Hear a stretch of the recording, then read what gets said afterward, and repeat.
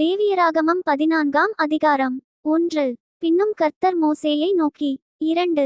குஷ்டரோகியினுடைய சுத்திகரிப்பின் நாளில் அவனுக்கடுத்த பிரமாணம் என்னவென்றால், அவன் ஆசாரியனிடத்தில் கொண்டுவரப்பட வேண்டும். 3. ஆசாரியன் பாளையத்துக்கு புறம்பே போய் குஷ்டரோகியின் குஷ்டவியாதி சொஸ்தமாயிற்று என்று கண்டால், 4. சுத்திகரிக்கப்பட வேண்டியவனுக்காக உயிரோடிருக்கும் சுத்தமான 2 குருவிகளையும் கேதுருக்கட்டையையும் சிவப்பு நூலையும் ஈசோப்பையும் வாங்கிவர கட்டளையிடக்கடவன். 5. பின்பு ஆசாரியன் அந்த குருவிகளில் ஒன்றை ஒரு மண்பாண்டத்திலுள்ள ஊற்றுநீர் மேல் கொல்லச் சொல்லி, 6. உயிருள்ள குருவியையும் கேதுருக்கட்டையையும் சிவப்பு நூலையும் ஈசோப்பையும் எடுத்து இவைகளையும் உயிருள்ள குருவியையும் ஊற்றுநீர் மேல் கொல்லப்பட்ட குருவியின் இரத்தத்திலே தோய்த்து, 7. குஷ்டம் நீங்கச் சுத்திரிக்கப்படுகிறவன் மேல் 7 தரம் தெளித்து அவனை சுத்தம் பண்ணி உயிருள்ள குருவியை வெளியிலே விட்டுவிடக்கடவன். 8. சுத்திகரிக்கப்படுகிறவன் தன் வஸ்திரங்களை தோய்த்து தன் மயிர் முழுவதையும் சிரைத்து தான் சுத்தமாகும்படி ஜலத்தில் ஸ்நானம் பண்ணி பின்பு பாளையத்தில் பிரவேசித்து தன் கூடாரத்துக்கு புறம்பே 7 நாள் தங்கி, 9. 7ஆம் நாளிலே தன் தலையையும் தாடியையும் புருவங்களையும் தன்னுடைய மயிர் முழுவதையும் சிரைத்து தன் வஸ்திரங்களை தோய்த்து ஜலத்தில் ஸ்நானம் பண்ண வேண்டும், அப்பொழுது சுத்தமாயிருப்பான். 10. 8ஆம் நாளிலே அவன் பழுதற்ற 2 ஆட்டுக்குட்டிகளையும் ஒருவயதான பழுதற்ற ஒரு பெண்ணாட்டுக்குட்டியையும் போஜனபலிக்காக எண்ணெயிலே பிசைந்த ஒரு மரக்காலில் 10 பங்காகிய மெல்லிய மாவையும் ஆழாக்கு எண்ணெயையும் கொண்டுவரக்கடவன். 11. சுத்திகரிக்கிற ஆசாரியன் சுத்திகரிக்கப்படும் மனிதனையும் அவ்வஸ்துக்களையும் ஆசரிப்பு கூடாரவாசலிலே கர்த்தருடைய சந்நிதியில் நிறுத்தக்கடவன். 12. பின்பு ஆசாரியன் ஒரு ஆட்டுக்குட்டியை பிடித்து அதையும் அந்த ஆழாக்கு எண்ணெயையும் குற்றநிவாரண பலியாக கொண்டு வந்து கர்த்தருடைய சந்நிதியில் அசைவாட்டும் பலியாக அசைவாட்டி, 13. பாவநிவாரண பலியும் சர்வாங்கதகன பலியும் இடும் பரிசுத்த ஸ்தலத்திலே அந்த ஆட்டுக்குட்டியை கொல்லக்கடவன். குற்றநிவாரண பலி பாவநிவாரண பலியைப் போல ஆசாரியனுக்கு உரியது, அது மகா பரிசுத்தமானது. 14. அந்த குற்றநிவாரண பலியின் இரத்தத்தில் ஆசாரியன் கொஞ்சம் எடுத்து சுத்திகரிக்கப்படுகிறவன் வலதுகாதின் மடலிலும் அவன் வலதுகையின் பெருவிரலிலும் வலதுகாலின் பெருவிரலிலும் பூசக்கடவன். 15. பின்பு ஆசாரியன் அந்த ஆழாக்கு எண்ணெயிலே கொஞ்சம் தன் இடதுகையில் வார்த்து, 16. தன் இடதுகையிலுள்ள எண்ணெயில் தன் வலதுகையின் விரலை தோய்த்து தன் விரலினால் 7 தரம் அந்த எண்ணெயில் எடுத்து கர்த்தருடைய சந்நிதியில் தெளித்து, 17. தன் உள்ளங்கையில் இருக்கிற மீதியான எண்ணெயிலே கொஞ்சம் எடுத்து சுத்திகரிக்கப்படுகிறவன் வலதுகாதின் மடலிலும் அவன் வலதுகையின் பெருவிரலிலும் வலதுகாலின் பெருவிரலிலும் முந்தி பூசியிருக்கிற குற்றநிவாரண பலியினுடைய இரத்தத்தின்மேல் பூசி, 18.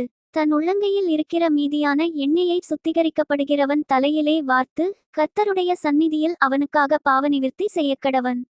19. ஆசாரியன் பாவநிவாரண பலியையும் செலுத்தி சுத்திகரிக்கப்படுகிறவனின் தீட்டு நீங்க அவனுக்கு பாவநிவிர்த்தி செய்து பின்பு சர்வாங்கதகன பலியை கொன்று, 20. சர்வாங்கதகன பலியையும் போஜன பலியையும் பலிபீடத்தின் மேல் வைத்து அவனுக்காக பாவநிவிர்த்தி செய்யக்கடவன், அப்பொழுது அவன் சுத்தமாயிருப்பான். 21.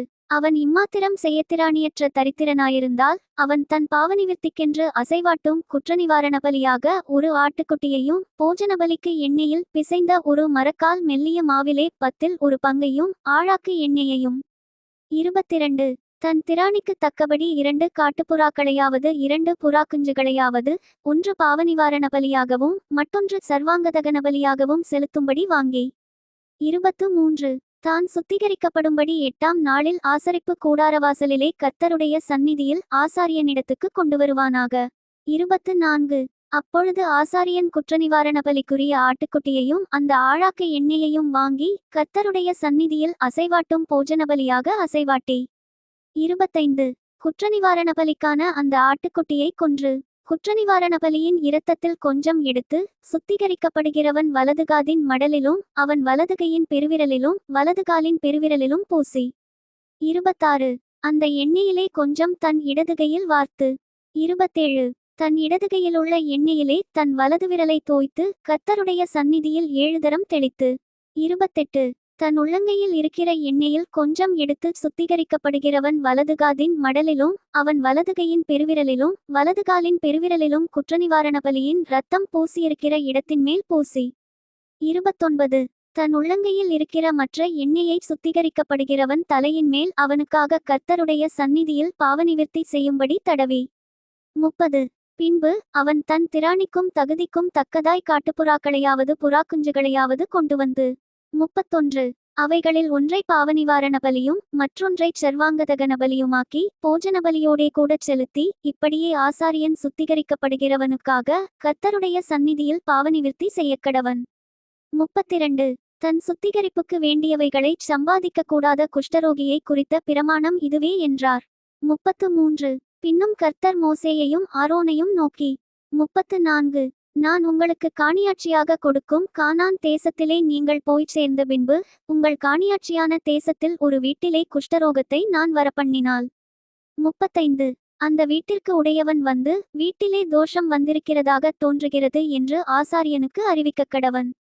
36 அப்பொழுது வீட்டிலுள்ள யாவும் தீட்டுப்படாதபடிக்கு ஆசாரியன் அந்த தோஷத்தை பார்க்க போகும் முன்னே வீட்டை ஒழித்து வைக்கும்படி சொல்லி பின்பு வீட்டை பார்க்கும்படி போய் 37 அந்த தோஷம் இருக்கிற இடத்தை பார்க்க கடவன். அப்பொழுது வீட்டு சுவர்களிலே கொஞ்சம் பச்சையும் கொஞ்சம் சிவப்புமான குழி விழுந்திருந்து அவைகள் மற்ற சுவரை பார்க்கிலும் பள்ளமாயிருக்க கண்டாள். 38 ஆசாரியன் வீட்டை விட்டு புறப்பட்டு வாசற்படியிலே வந்து வீட்டை 7 நாள் அடைத்து வைத்து 39 7ஆம் நாளிலே திரும்ப போய் பார்த்து தோஷம் வீட்டு சுவர்களில் படர்ந்ததென்று கண்டாள்.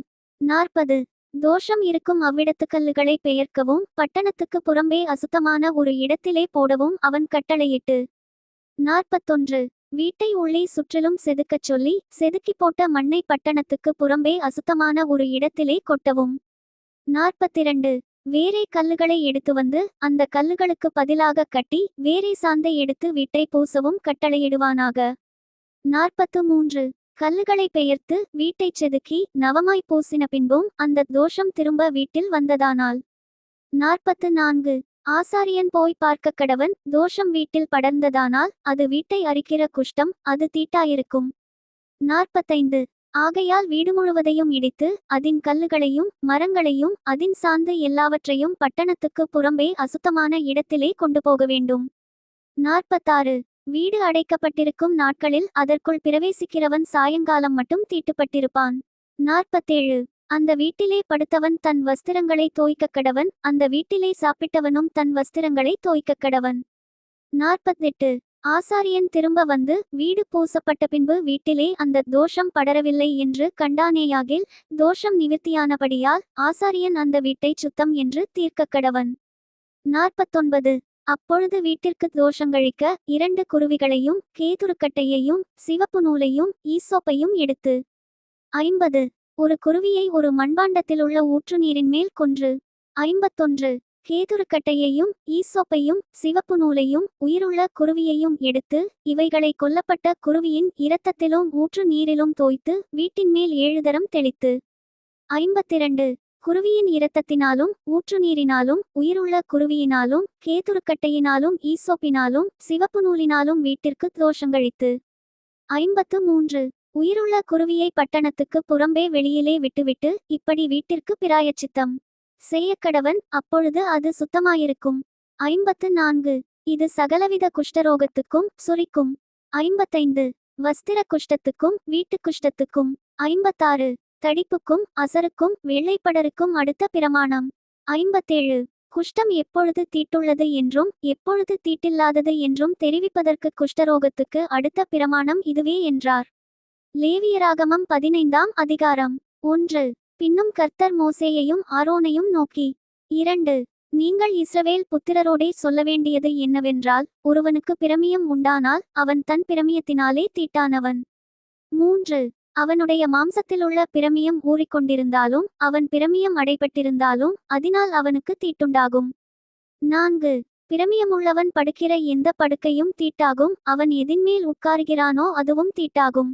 5 அவன் படுக்கையை தொடுகிறவன் தன் வஸ்திரங்களை தோய்த்து தண்ணீரில் முழுகக்கடவன். சாயங்காலம் மட்டும் அவன் தீட்டுப்பட்டிருப்பானாக.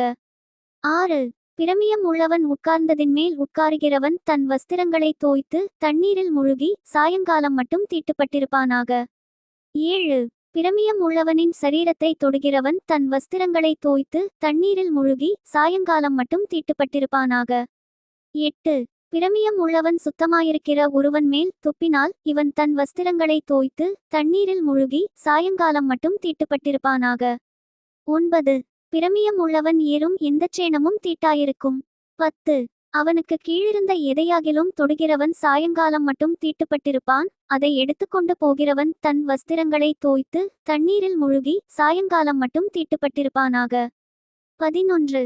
பிரமியம் உள்ளவன் தன் கைகளை தண்ணீரினால் கழுவாமல் ஒருவனை தொட்டால் இவன் தன் வஸ்திரங்களை தோய்த்து தண்ணீரில் முழுகி சாயங்காலம் மட்டும் தீட்டுப்பட்டிருப்பானாக. 12. பிரமியம் உள்ளவன் தொட்ட மண்பாண்டம் உடைக்கப்படவும் மரச்சாமான் எல்லாம் தண்ணீரினால் கழுவப்படவும் வேண்டும். 13. பிரமியம் உள்ளவன் தன் பிரமியம் நீங்கிச் சுத்தமானால் தன் சுத்திகரிப்புக்கென்று 7 நாள் எண்ணிக்கொண்டிருந்து தன் வஸ்திரங்களை தோய்த்து தன் தேகத்தை ஊற்றுநீரில் கழுவக்கடவன், அப்பொழுது சுத்தமாயிருப்பான். 14. 8ஆம் நாளிலே அவன் 2 காட்டுப்புறாக்களையாவது 2 புறாக்குஞ்சுகளையாவது ஆசரிப்பு கூடாரவாசலிலே கர்த்தருடைய சந்நிதியில் கொண்டு வந்து ஆசாரியனிடத்தில் கொடுக்கக்கடவன். 15. ஆசாரியன் அவைகளில் ஒன்றை பாவநிவாரண பலியும் மற்றொன்றைச் சர்வாங்கதகன பலியுமாக்கி அவனுக்காக கர்த்தருடைய சந்நிதியில் அவன் பிரமியத்தி நிமித்தம் பாவநிவிர்த்தி செய்ய வேண்டும். 16. ஒருவனிலிருந்த இந்திரியம் கழிந்ததுண்டானால் அவன் தண்ணீரில் முழுக வேண்டும். சாயங்காலம் மட்டும் அவன் தீட்டுப்பட்டிருப்பானாக. 17. கழிந்த இந்திரியம் பட்ட வஸ்திரமும் தோலும் தண்ணீரினால் கழுவப்பட்டு சாயங்காலம் மட்டும் தீட்டாயிருப்பதாக. 18. இந்திரியம் கழிந்தவனோடே ஸ்திரீ படுத்துக் கொண்டிருந்தால் இருவரும் தண்ணீரில் முழுகி சாயங்காலம் மட்டும் தீட்டுப்பட்டிருப்பார்களாக. 19. சூதகஸ்திரி தன் சரீரத்திலுள்ள உதிர ஊரலி நிமித்தம் 7 நாள் தன் விலக்கத்தில் இருக்கக் கடவள். அவளை தொடுகிறவன் எவனும் சாயங்காலம் மட்டும் தீட்டுப்பட்டிருப்பானாக. 20. அவள் விலக்கலாயிருக்கையில் எதின்மேல் படுத்துக்கொள்ளுகிறாளோ எதின்மேல் உட்காருகிறாளோ அதெல்லாம் தீட்டாயிருக்கும். 21. அவள் படுக்கையை தொடுகிறவன் எவனும் தன் வஸ்திரங்களை தோய்த்து தண்ணீரில் முழுகி சாயங்காலம் மட்டும் தீட்டுப்பட்டிருப்பானாக. 22. அவள் உட்கார்ந்த மனையை தொடுகிறவன் எவனும் தன் வஸ்திரங்களை தோய்த்து தண்ணீரில் முழுகி சாயங்காலம் மட்டும் தீட்டுப்பட்டிருப்பானாக. 23. அவள் படுக்கையின் மேலாகிலும் அவள் உட்கார்ந்த மனையின் மேலாகிலும் இருந்த எதையாகிலும் தொட்டவன் சாயங்காலம் மட்டும் தீட்டுப்பட்டிருப்பானாக. 24. ஒருவன் அவளோடே படுத்துக்கொண்டதும் அவள் தீட்டு அவன் மேல் பட்டதுமுண்டானால் அவன் 7 நாள் தீட்டாயிருப்பானாக. அவன் படுக்கிற படுக்கையும் தீட்டுப்படும். 25. ஒரு ஸ்திரீ விலகியிருக்க வேண்டிய காலம் அல்லாமல் அவளுடைய உதிரம் அநேக நாள் ஊறிக்கொண்டிருந்தால் அல்லது அந்த காலத்துக்கு மிஞ்சி அது கண்டிருக்கும் நாளெல்லாம் ஊறிக்கொண்டிருந்தால் தன் விலக்கத்தின் நாட்களிலிருந்தது போல அவள் தீட்டாயிருப்பாளாக. 26. அந்த நாட்களெல்லாம் அவள் படுக்கும் எந்த படுக்கையும் அவள் விலக்கத்தின் படுக்கையைப் போல அவளுக்கு தீட்டாயிருக்கும். அவள் உட்கார்ந்த மனையும் அவளுடைய விலக்கத்தின் தீட்டைப் போலவே தீட்டாயிருக்கும். 27. அப்படிப்பட்டவைகளை தொடுகிறவன் எவனும் தன் வஸ்திரங்களை தோய்த்து தண்ணீரில் முழுகி சாயங்காலம் மட்டும் தீட்டுப்பட்டிருப்பானாக. 28. அவள் தன் உதிர ஊரல் நின்று சுத்தமானபோது அவள் 7 நாள் எண்ணிக்கொள்வாளாக. அதின்பின்பு சுத்தமாயிருப்பாள். 29. 8ஆம் நாளிலே 2 காட்டுப்புறாக்களையாவது 2 புறாக்குஞ்சுகளையாவது ஆசரிப்பு கூடாரவாசலில் ஆசாரியனிடத்தில் கொண்டுவரக்கடவள். 30. ஆசாரியன் அவைகளில் ஒன்றை பாவநிவாரண பலியும் மற்றொன்றைச் சர்வாங்க தகனபலியுமாக்கி அவளுக்காக கர்த்தருடைய சந்நிதியில் அவளுடைய உதிர ஊரலி நிமித்தம் பாவநிவிர்த்தி செய்யக்கடவன். 31. இஸ்ரவேல் புத்திரர் தங்கள் நடுவே இருக்கிற என்னுடைய வாசஸ்தலத்தை தீட்டுப்படுத்தி தங்கள் தீட்டுகளால் சாகாதபடிக்கு இப்படி நீங்கள் அவர்கள் தீட்டுகளுக்கு அவர்களை விலக்கி வைக்கக்கடவீர்கள். 32. பிரமியமுள்ளவனுக்கும் இந்திரிய கழிவினாலே தீட்டானவனுக்கும். 33. சூதக பலவீனமுள்ளவளுக்கும் பிரமியமுள்ள ஸ்திரீ புருஷருக்கும் தீட்டாயிருக்கிறவளோடே படுத்துக்கொண்டவனுக்கும் ஏற்ற பிரமாணம் இதுவே என்றார். Thank you. Bye from Daniel. Bye from Daniel.